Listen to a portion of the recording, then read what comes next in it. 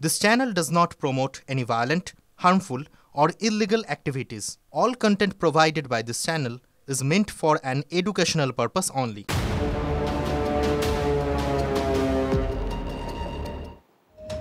দেখছেন টিভি9 বাংলার অনিপা রয়েছে আপনাদের সঙ্গে। আর প্রথমেই নজর রাখবো আজকে সবচেয়ে গুরুত্বপূর্ণ খবরে, কারণ 50 লক্ষ টাকা দিয়ে সুপারি দিয়ে তৃণমূল নেতা দুলালকে খুন। কিন্তু মোটিভটা কি?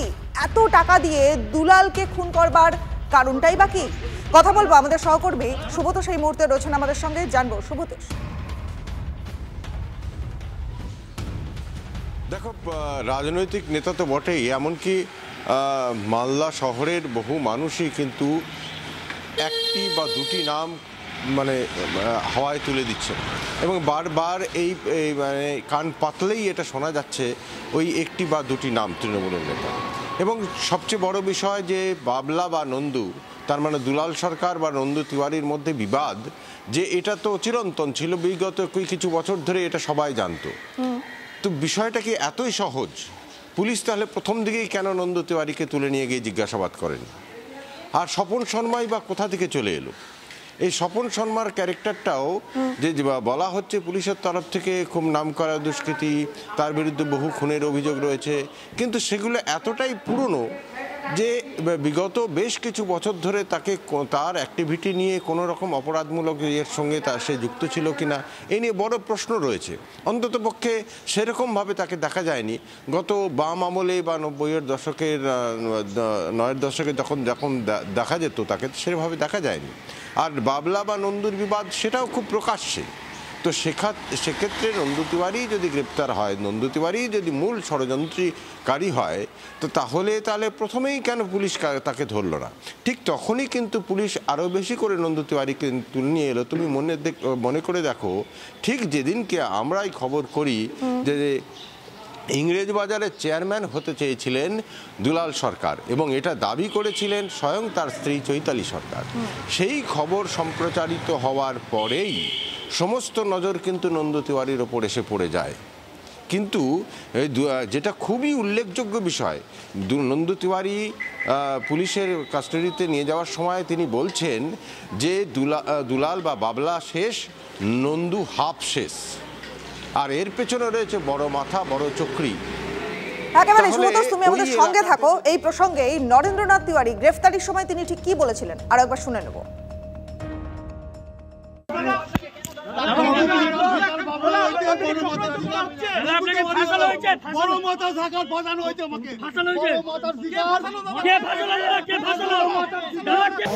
বাবলা শেষ, নন্দু হাফ শেষ।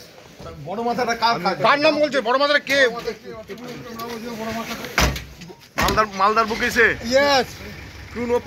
কোন পদে আছে? কি পদে আছে? কি পদে? আমরা যোগাযোগ করেছি প্রাক্তন পুলিশ কর্তা অরিন্দম আচার্যের সঙ্গে। অরিন্দম বাবু, টিভি9 বাংলায় আপনাকে স্বাগত। দেখুন, বেশ কয়েকদিন ধরে যে বিষয়টা নিয়ে জল খোলা হচ্ছে এবং যে বিষয়ে নজর রাখতেই হচ্ছে, এই যে দুলালের খুন এবং এই খুনের পেছনে এখন 50 লক্ষ টাকা সুপারি দিয়ে এই তৃণমূল নেতা দুলালকে খুন করা হচ্ছে। মানে এর মোটিভ বা এই এত টাকা দিয়ে দুলালকে খুনের কারণে, এগুলো নিয়ে তো প্রশ্ন উঠছে, কিন্তু এই নিয়ে পুলিশ প্রশাসন বা তৃণমূলের অন্দরে যে নজর, সে বিষয়ে কি বলবেন? দেখুন, প্রথম কথা, ইনভেস্টিগেশন যে গতিতে এগোচ্ছে সেই প্রসঙ্গে আমি একজন রিটায়ার্ড পুলিশ অফিসার হিসাবে আমার কোনো কথা বলা সাজে না, কিন্তু ফর মাই প্র্যাকটিক্যাল এক্সপেরিয়েন্স এবং পেপার দেখে আমি আপনাকে বলছি যে সেটা হচ্ছে যে without any hesitation, there is no shadow of doubt, এটা যে হত্যাটা হচ্ছে পার্সোনাল গেম এবং সেটা হচ্ছে কি রাজনৈতিক কারণেই কিন্তু আজকে বাবলাকে খুন করা হয়েছে। এবার আপনাকে বলি, দেখুন, প্রথম আপনাদের টিভি চ্যানেলে কিন্তু আমি বলে দিয়েছিলাম যে তার স্ত্রী যখন অ্যানাউন্সমেন্ট করে, যে কথাটা বলেছিল যে তাকে নাকি চেয়ারম্যান করা হবে এবং তার জন্য হি ওয়াজ ওভারওয়েলমড উইথ জয়, মানে আনন্দে উদ্ভাসিত হয়ে মিষ্টি খাওয়ানো হয়েছিল, এমনকি একজনকে চক্ষু দান করা পর্যন্ত উনি বলেছিলেন এই বাবলা সরকার। কিন্তু পরবর্তীকালে আমি এটাও আপনাকে বলেছিলাম যে সিকিউরিটি গার্ডটা কেন তুলে নেওয়া হলো, এবং সিকিউরিটি গার্ড যদি তুলে নেওয়া হয় তাহলে মালদার যে আজকে ওই কৃষ্ণেন্দু বাবু রয়েছেন তার সিকিউরিটি গার্ড আছে কিনা, এবং তিনি সিকিউরিটি গার্ডটা তুলে নেওয়ার পরবর্তীকালে কেন এসপি কে বলেনি, এটাও কিন্তু আমি আপনাদের ইঙ্গিত দিয়েছিলাম। এখন ব্যাপারটা খুব স্পষ্ট, পুলিশ যেভাবে তদন্ত করছে আসল জায়গাটা হয়তো পেয়েছে, কিন্তু 50 লক্ষ টাকার বিনিময়ে এটা একটা বৃহৎ কিন্তু একটা রাজনৈতিক খুন আমি বলবো। এবং যারা খুন করেছে তারা হয়তো ইন ফিউচারে দেখতে পাচ্ছে সে চেয়ারম্যান হয়ে যেতে পারে, ইন ফিউচারে দেখতে পাচ্ছে যে সে প্রচুর টাকা নাকি উপার্জন করেছে কলকাতাতে ফ্ল্যাট এই সমস্ত নানা রকম ভাগ বাটোয়ারা নিয়ে। এটা অর্থকরী ব্যাপার এবং রাজনৈতিক কারণেই কিন্তু তাকে পৃথিবী থেকে সরিয়ে দেওয়ার জন্য এটা প্রি প্ল্যান্ড কনস্পিরেসি এবং অর্গানাইজড ক্রাইম এতে কিন্তু আজকে কিন্তু ওকে মার্ডারটা করা হয়েছে। বেশ, অনেক ধন্যবাদ আপনাকে। কথা বললাম অবসরপ্রাপ্ত পুলিশ কর্তা অরিন্দম আচার্যের সঙ্গে এবং তিনিও রাজনৈতিক কারণের দিকে কিন্তু নজর রাখলেন। বিজেপি নেতা সজল ঘোষের সঙ্গে আমরা এই মুহূর্তে যোগাযোগ করেছি। সজল বাবু, TV9 বাংলায় স্বাগত। দেখুন, যে বিষয়ে নজর থাকছে যে 50 লক্ষ টাকার বিনিময়ে একজন কাউন্সিলরকে খুন করা হলো, মানে 50 লক্ষ টাকার জন্য কেন তাকে খুন করা হবে, এটা তো প্রথম প্রশ্ন। দ্বিতীয় প্রশ্ন কি এরকম নয় যে তিনি এরপরে কাউন্সিলরের পরে তার পদোন্নতির একটা আশা দেখা যাচ্ছিল এবং সেই দিকেও কি নজর ছিল নাকি জমি, মানে এতগুলো দিক কি বলবেন যে 50 লক্ষ টাকা? না, আমি ভাবছি একজন কাউন্সিলরকে সরাতে 50 লক্ষ টাকা কেন খরচ করা হবে? 50 লক্ষ টাকায় তো আপনিও কাউকে ফোন করতে রাজি হয়ে যেতে পারেন, আমরাও কাউকে ফোন করতে রাজি হয়ে। 50 লক্ষ টাকা সারা জীবন মানুষ রোজগার করতে পারবে না। তার মানে এই লোকটা কত টাকার দুর্নীতি করেছে, কত টাকার গল্প ছিল। 50 লক্ষ টাকা যদি ফোন করতে লাগে তাহলে 500 কোটি টাকার নিশ্চয়ই এরা প্রপার্টি করেছে। তারপর চেয়ারম্যানের পদ, এই যে চেয়ারম্যানের পদের তার মানে কত মধু আছে ভাবুন, যে 50 লাখ দিয়ে সরিয়ে দিলাম, দিয়ে এবার অন্য লোক চেয়ারম্যান হবে, সে এখান থেকে কত কোটি টাকা লুটবে। সেই কারণেই তো ওনার স্ত্রী বলেছেন যে পারিবারিক সম্পত্তি নিয়ে কোনো সমস্যা নেই। 50 লক্ষ টাকা দিয়ে সরানো হলো চেয়ারম্যান যাতে না হতে পারে, তার কারণ হচ্ছে যে চেয়ারম্যান হবে সে তাহলে নিশ্চয়ই 500 কোটি টাকা রোজগার করবে। বাবলা সরকার মারা গেছেন, আজকে মরে গেলে যে কোনো মানুষই তাকে সম্বন্ধে আর ধরুন কেউ সাধারণভাবে খারাপ কথা বলেন না, কিন্তু বাবলা সরকার অর্থনৈতিকভাবে মোটেও ভালো লোক ছিলেন না, তিনি কোনোভাবে ভালো লোক ছিলেন। এই যে রোহন বলে যে আরেকজনের নাম শোনা যাচ্ছে সম্ভবত এখনো ফেরার, হ্যাঁ, তার জমিও কয়েক মাস আগে বা কিছুদিন আগে তিনি কেড়ে নিয়েছিলেন বলে বাজারে শোনা যাচ্ছে। ইনি একজন বড় জমি মাফিয়া ছিলেন, এতে কিন্তু কোনো ভুল নেই। মরে গেছে বলে তাকে শহীদের সম্মান দেওয়ার কোনো যুক্তি নেই। ইনি একজন বড় তোলাবাজ ছিলেন, ইনি ওখান থেকে প্রচুর টাকা রোজগার করতেন, রোজগারটাই তার সর্বস্ব ছিল, এতে কিন্তু কোনো ভুল নেই। কিন্তু কোনো পাপ, কোনো খুন, অপরাধ এবং সেই অপরাধের সর্বোচ্চ শাস্তি হওয়া উচিত, এটাও সঠিক কথা। কিন্তু বাবলা সরকারকে সরাতে যদি 50 লাখ টাকা লাগে, ইনভেস্টমেন্ট যদি 50 লাখ টাকা হয়, সেই যেখানে ওর জায়গায় যেতে বসবে সে কত কোটি রোজগার করবে, সেইটাই আজকে প্রধান ভাবার বিষয়।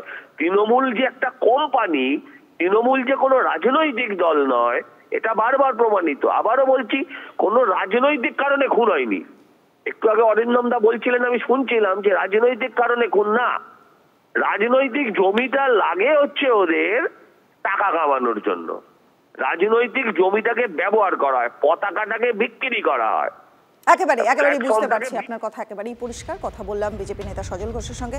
আমরা আরও একবার শুভতোষের কাছে ফিরবো। শুভতোষ, এই যে ঘটনার পরে নরেন্দ্রনাথের তাকে গ্রেফতার করা হলো নরেন্দ্রনাথকে, এবং তিনি একটা খুব উল্লেখযোগ্য কথা আরও একবার সেই বড় মাথার কথা উঠছে, বা দুলালবাবুর স্ত্রী তিনিও বড় মাথার কথা বলেছেন।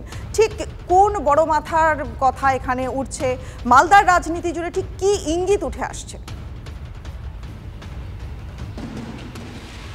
দেখো, সজলবাবু একটু আগে বলছিলেন যে রাজনীতি এখানে নেই, কিন্তু রাজনীতি তো অবভিয়াসলি আছে। কারণ যে এই এলাকার আধিপত্য, ক্ষমতা নিজের কাছে করা, সমস্ত লাগামটাকে নিজের হাতে ধরা। কেউ যদি ইংরেজবাজার পুরসভার চেয়ারম্যান হয়, তার ব্যাকগ্রাউন্ড, সে কোথা থেকে অর্থ জোগাড় করছে, কি করছে, কে মাফিয়া, যদি এটা দেখা যায় জমি নিয়ে বা প্রমোটারি নিয়ে বা ঠিকাদারি করা নিয়ে, সেটা মালদা শহর কেন, যে কোনো শহরের যে কোনো তৃণমূল নেতাই কোনো না কোনোভাবে তার সঙ্গে যুক্ত। এবং একেবারে শুভতোষ, পরিষ্কার হচ্ছে বিষয়টা, তুমি নজর রাখো। অনেক ধন্যবাদ আপাতত তোমায়। দেখুন, মালদায় শাসক নেতা খুনে ধৃত তৃণমূলেরই নেতা। স্বাভাবিকভাবেই ঠিক এই ঘটনাটাকে কেন্দ্র করে রাজনীতিতে শোরগোল পড়ে গেছে, কিন্তু কেন খুন হলেন দুলাল সরকার, এই প্রশ্ন তো উঠবেই। পাশাপাশি নন্দুর সঙ্গে এলাকা দখলের এই লড়াইয়ে তাকে কি খুন হতে হলো, নাকি এর পিছনে আরো কোনো গভীর রহস্য লুকিয়ে রয়েছে? 2রা জানুয়ারি নিজের কারখানার সামনে খুন হয়েছিলেন দুলাল সরকার। তার 7 দিনের মাথায় 2 মূল চক্রীকে গ্রেপ্তার করল পুলিশ। তবে খুনের কারণ এখনো স্পষ্ট হয়নি। এনারা ঘটনার মূল চক্রী ছিলেন, কিন্তু কি কারণে তারা এই 50 লক্ষ টাকা দিলেন, কি কারণে এই খুনটা হলো, and we are still interrogating them. প্রাথমিক তদন্তে পুলিশ জানতে পেরেছে এলাকার ক্ষমতা দখল নিয়েই এই খুন।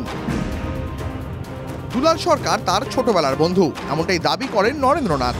দুজনে বিজনেস পার্টনারও ছিলেন, কিন্তু রাজনীতির উঠোনে আসতেই বন্ধুত্ব ধীরে ধীরে শত্রুতার পর্যায়ে পৌঁছে যায়। গনি খান ঘনিষ্ঠ কংগ্রেস নেতা ছিলেন নন্দু। ঝলঝলিয়ায় ডন বাপি করের হাত ধরে রেলইয়ার্ডের ব্যবসায় হাত পাকান। একসময় এলাকার ব্যবসা নিয়ন্ত্রণ করত নন্দু ব্রাদার্স। পরে দুলাল সরকারের হাত ধরে তৃণমূলের চোখ।